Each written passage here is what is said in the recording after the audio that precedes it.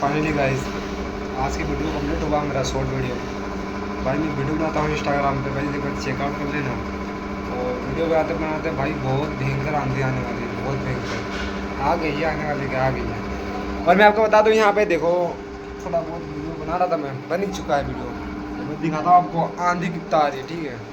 बहुत भयंकर आंधी आ रही है भाई। ये मेरा थोड़ा सेटअप है, थोड़ा सा दिखा रहा हूँ।